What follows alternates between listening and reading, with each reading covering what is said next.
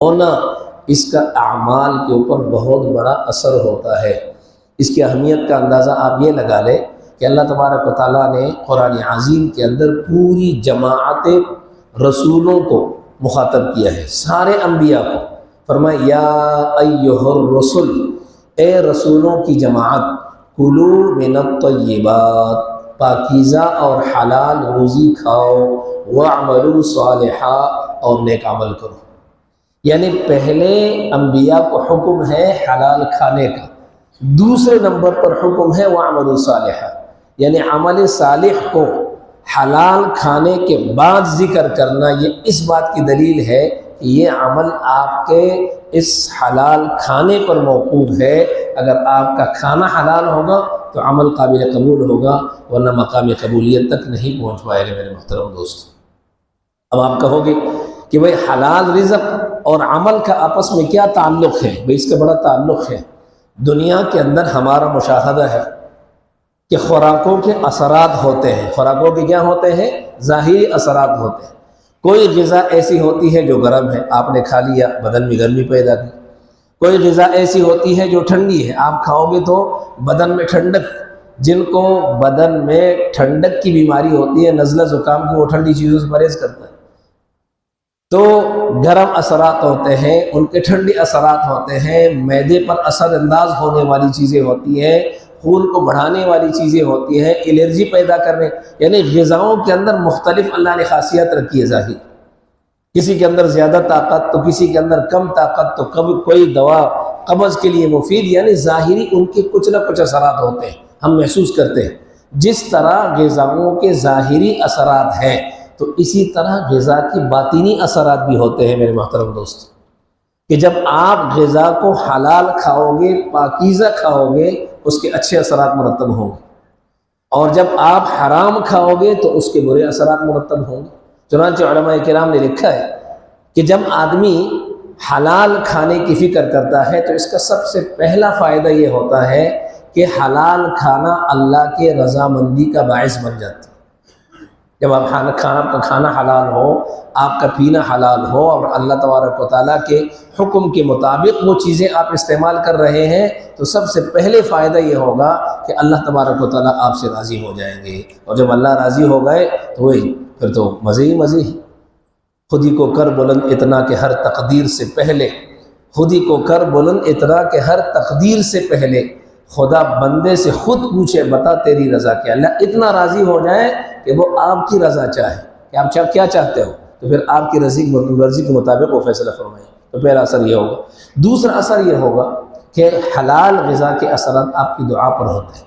انسان دعا مانگتا ہے تو اللہ تبارک و تعالیٰ اس کی دعا کو قبول فرما لیتے ہیں۔ احادیث میں آیا ہے، بہت سارے احادیث کا خلاصہ یہ ہے کہ نبی علیہ السلام کے سامنے بہت سارے صحابہ آئے، اور نبی علیہ السلام نے فرمایا ایک آدمی پراگندہ بال، سفر سے یعنی تھکا ہوا، تھکا ماندہ اور غربت کا کھایا ہوا اللہ کے سامنے ہاتھوں کو بلند کرتا ہے، یا اللہ میری فلاں حاجت پورا فرما دے، پورا فلاں حاجت، فلاں حاجت، فلاں حاجت، اپنی حاجتوں کو اللہ کے سامنے پیش کرتا ہے۔ نبی علیہ السلام نے فرمایا وَأَكْلُهُ حَرَامٌ وَشُرْبُهُ حَرَامٌ وَمَلْبَسُهُ حَرَامٌ، اس کا کھانا حرام، اس کا پینا حرام، اس کا لباس حرام، فَأَنَّا يُقْبَلْ، ان کی دعا کہاں، فَأَنَّا يُسْمَعْ، ان کی دعا کہاں سنی جائے گی، ان کی دعا کہاں قبول کی جائے گی؟ تو دعا کی قبولیت کے لیے شرط یہ ہے کہ آپ کی غذا حلال ہو۔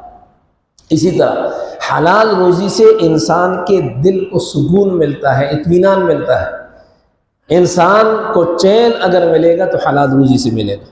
اور اسی طرح چوتھا فائدہ یہ ہے کہ جب آپ حلال کھاؤ گے تو حلال کھانے کی وجہ سے آپ کے عبادت میں لذت محسوس ہوگی۔ آپ نماز پڑھو گے دل لگے گا، تلاوت میں دل لگے گا، دعا میں دل لگے گا، ذکر میں دل لگے گا، آپ کا دل نہیں چاہے گا عبادت ختم ہو جائے۔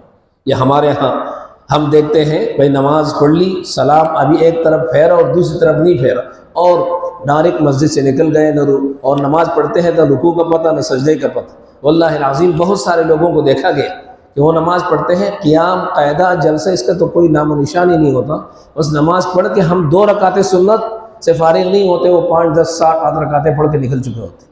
یہ عبادت میں جو دل نہیں لگتا، یہ مسجد میں جو دل نہیں لگتا، اس کے اثرات یہ ہوتے ہیں کہ یہ حلال روزی کی کمی ہوتی ہے۔ حلال روزی ہوگی تو آپ کا عبادت سے دل کبھی اچھاٹ نہیں ہوگا، ضرورت کے مطابق نکلو گے لیکن عبادت کے ساتھ دل لگا رہے۔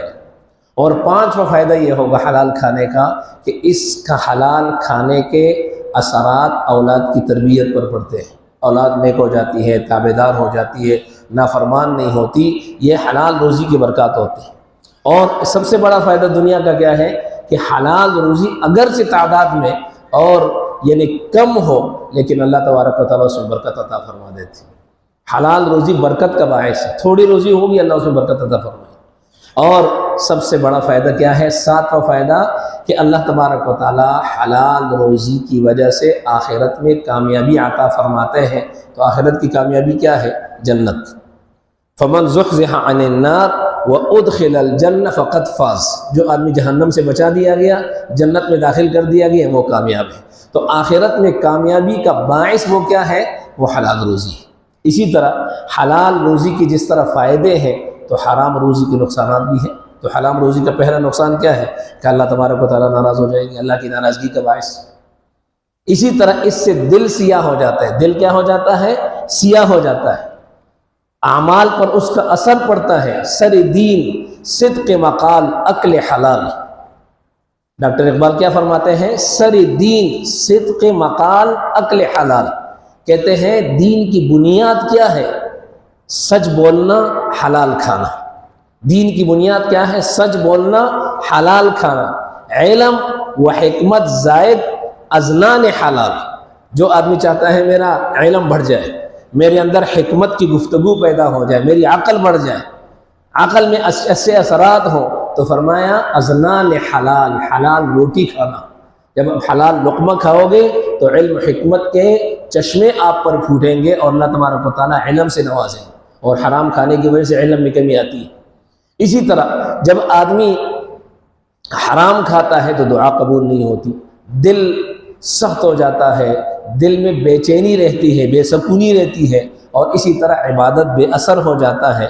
اور اس کے علاوہ گھریلو اور معاشرتی نقصانات ہوتے ہیں، گھر میں اختلافات، گھر میں سکون نہیں ہے، برکت نہیں ہے، رزق کی کمی ہے، بے برکتی ہے، یہ ساری چیزیں اس پر یہ اثرات مرتب ہوتے ہیں۔ اسی طرح اولاد پر منفی اثرات پڑتے ہیں، اولاد پر منفی اثرات پڑتے ہیں، اولاد نافرمان ہو جاتی ہے، بے دین ہو جاتی ہے، حرام کاریوں کی طرف، اور اسی طرح نفس آدمی کا کمینہ ہو جاتا ہے، اللہ سے دوری ہو جاتی ہے، جسم اور عقل کے نقصانات ہو جاتے ہیں۔ میرے محترم دوستوں، اس لیے حرام کھانا یہ بہت نقصان دہ ہے۔ کم کھاؤ، فاقہ کرو، لیکن حلال کھاؤ۔ جب حلال کھاؤ گے آپ اپنی زندگی کی اصل لذت کو محسوس کرو گے، ایمان کی قوت کو محسوس کرو گے، عبادت کے اندر مزہ آئے گا، اور علم کی باتیں آپ کو فائدہ پہنچائے گی، وعظ و نصیحت اثر انداز ہوگا، کیونکہ جب دل سخت ہو جاتا ہے تو اس پر کوئی چیز اثر نہیں کرتی۔ اس لیے ان چیزوں کا ہونا بہت ضروری ہے۔